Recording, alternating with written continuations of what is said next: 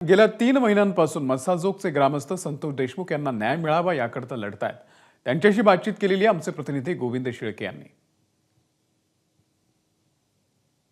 संतोष देशमुख यांचं अपहरण झालं, त्यानंतर हत्या झाली आणि या गावकऱ्यांनी एकच आक्रोश केला, ज्या आक्रोशाचा परिणाम अगदी तपासावरती झाला, सरकारवरती झाला, सगळ्या यंत्रणेवरती झाला। काय काय झालं 90 दिवसामध्ये आणि या सगळ्या 90 दिवसाच्या काळामध्ये गावकरी कसे सोबत राहिले?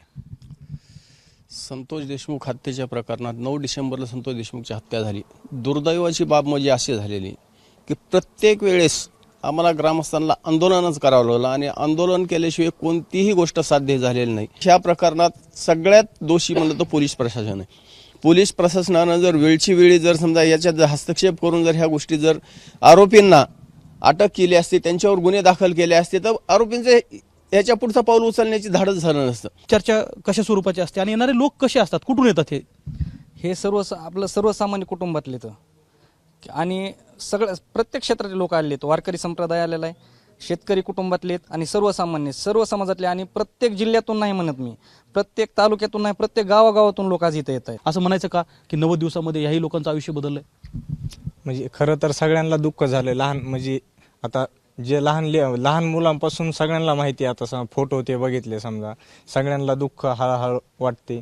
पण मला एकच म्हणायचं आहे की जे खरं आहे ते खरं माणसाने म्हणावं, जे खोटं आहे ते खोटं आहे। आणि सगळ्यांना माहिती निर्गुण हत्या झाली, पण काही नालायकत असे की ते तरी पण त्यांचं समर्थन करतात की आमचा देव आहे, आमचं हे नाही करायला पाहिजे। त्यांनी जे चूक आहे ते चूक आहे, जे खरं आहे ते खरं आहे। ते कोणत्या जातीचा असो, कोणत्या धर्माचा असो, आम्हाला काही घेणं देणं नाही। बाबा, असं म्हणायचं का की मागच्या 90 दिवसामध्ये खरं तर लोकांचं पण आयुष्य बदलं गावातल्या, कारण त्यांचे जे विषय रोजचे असतात दैनंदिन तेही बदललेले आहेत। एकच प्रायोरिटी आहे ती म्हणजे संतोष देशमुख यांना न्याय मिळण्यासाठीच काम करायचं आहे।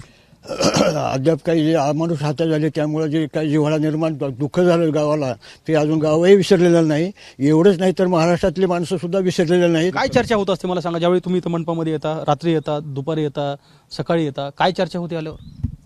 चर्चा म्हणजे हेच होती की त्यांना अजून आपल्याला अजून काय करावं लागेल, की पोलीस यंत्रणेत आमचा थोडंफार विश्वास यायला लागलेला आहे की त्यांनी नवीन आम्ही जे न्यूजला बघतो, नवीन शोध काढतात असं तसं, त्याच्यामुळे आम्हाला वाटतं की त्याच पोलिसांच्या विषयी आम्ही थोडी चर्चा करतो आणि नवीन काही करता येईल असं त्याचा विचार करतो आम्ही। रोज एकच विषय असतो, लोक इथे जमा होतात, चर्चा करतात आणि संतोष देशमुख यांना न्याय मिळण्यासाठी पुढील रणनीती आखतात। कॅमेरामन आयुब कादरीसह गोविंद शेळके, एबीपी माझा, मस्साजोग, बीड। एबीपी माझा, उघडा डोळे बघा नीट।